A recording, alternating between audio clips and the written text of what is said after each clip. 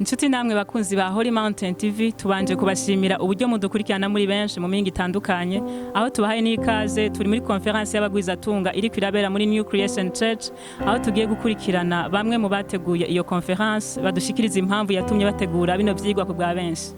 Bega oba uri umugwizatunga oba wiphuza kuba umugwizatunga kaze aho tugiye gukurikirana bamwe mu bateguye izo nyigisho murahawe kaze cyane.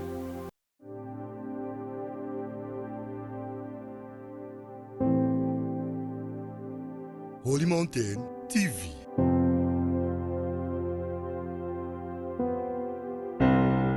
Turi kumwe n'umurongozi wa New Creation Church agiye kutwidondora.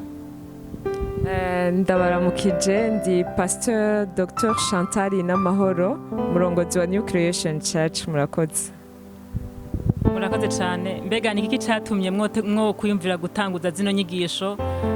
Ni iki cyabatumye kubona yuko hari abantu benshi bazikenera ngo muzitanguze?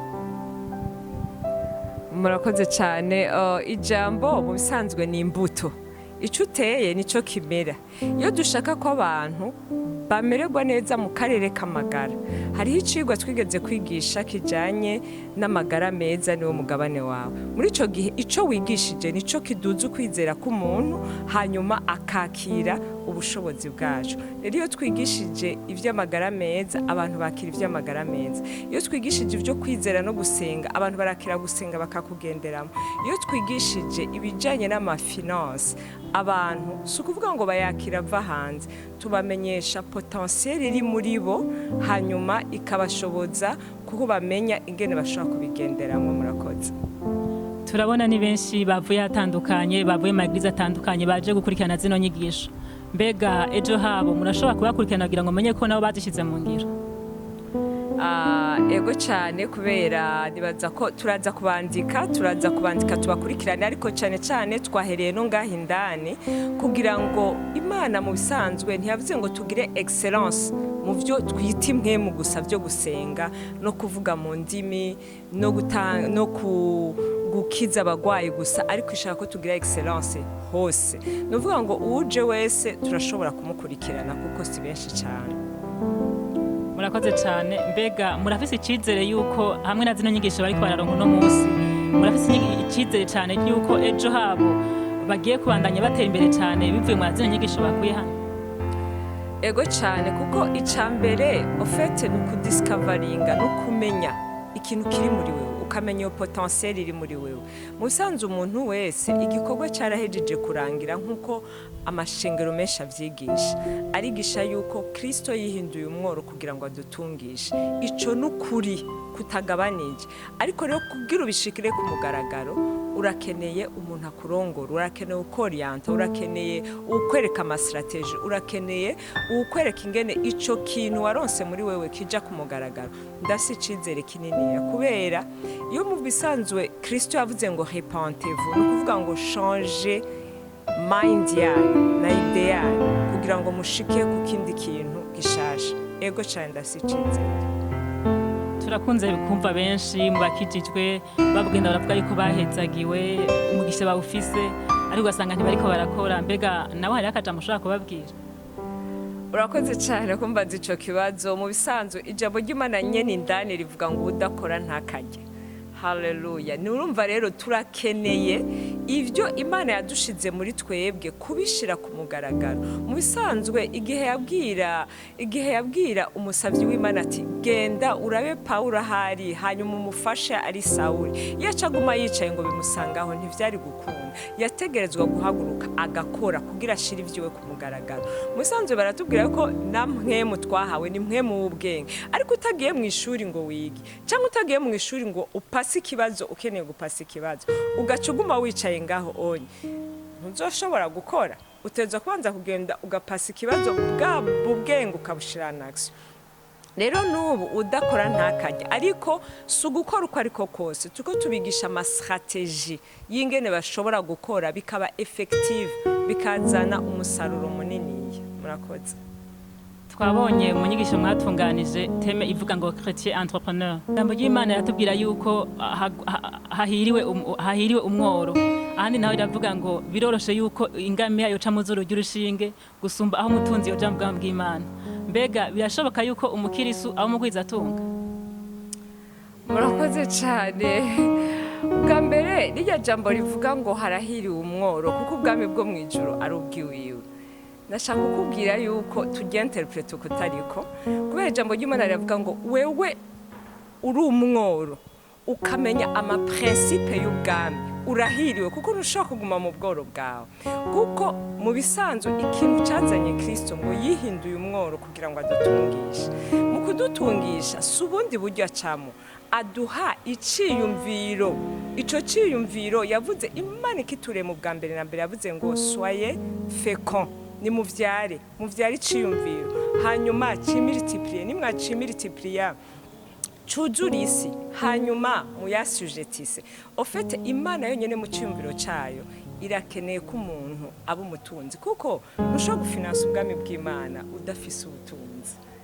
Rero uburyo bubi bwo kurondera ubutunzi nibwo bubi, ariko ubundi umukirisu niwe wa mbere ahubwo yarakwiye gutunga, kuko ayajana mu bintu vyiza, ayajana mu byo kwanga ubwami, ayajana mu byo kugaragaza ubwiza bw'Imana. Nashaka rero kukubwira yuko birajana cyane, kubera ijambo ry'Imana riratubwira ngo je souhaite ko uprospera à tous égards, ngo comme prospère l'état de ton âme. Nuvuga iyo bavuze prosperité ntibaba bavuze parti imwe y'impemu gusa, ni mpemu n'umubiri, kandi ngo na Kristo yavuze ngo abeze impemu umubiri na ame. Nukuvuga ngo vyose birakeneraniye.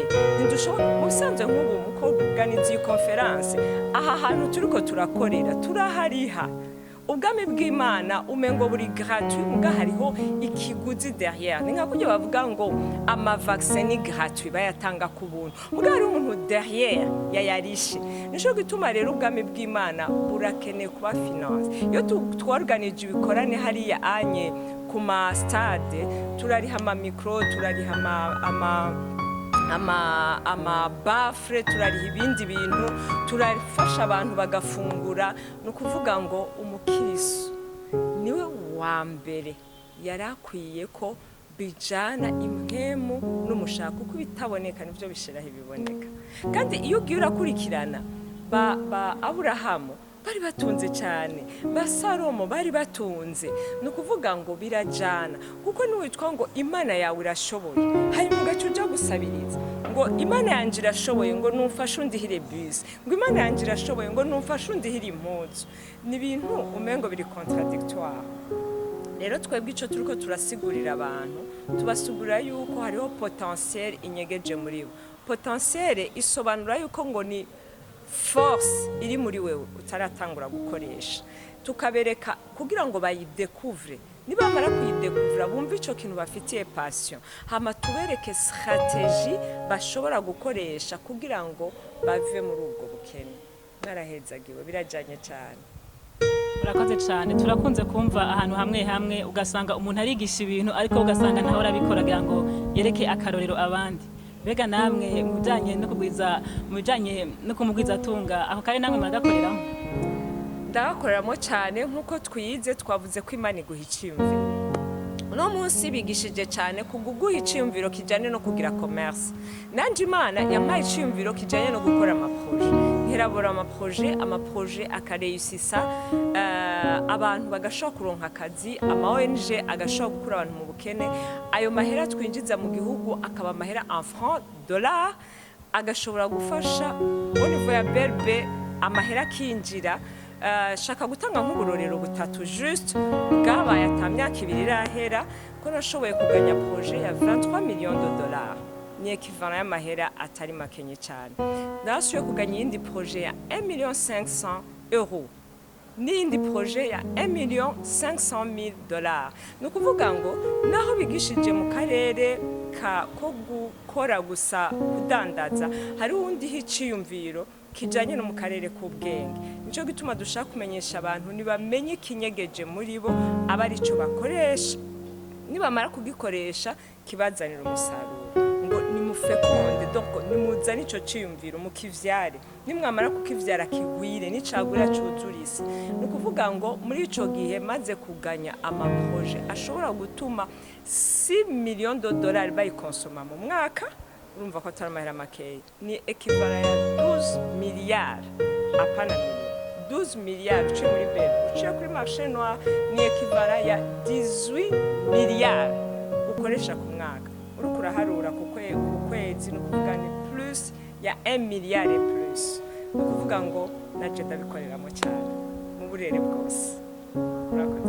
Murakoze cyane. Holy Mountain TV twagize amahirwe yo kubana namwe mwa zino nyigisho zo no munsi. Mbega natwe hari akajambo ushobora kudutekera ku bwa Holy Mountain TV? Twashaka kubashimira cyane Holy Mountain TV yabaye nk'abavukanyi iminsi yose ya mifisi shaka kugeza ijwi ryacu kure cyane.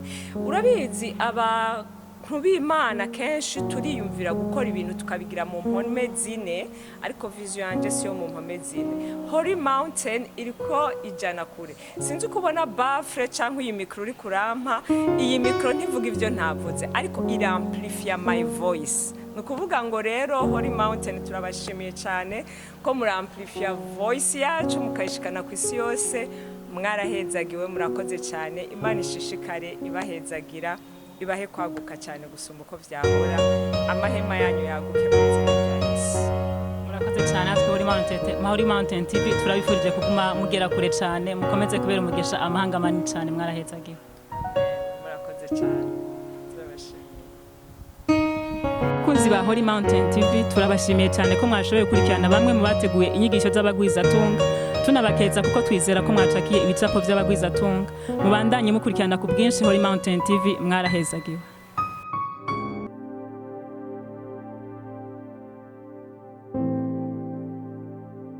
Holy Mountain TV.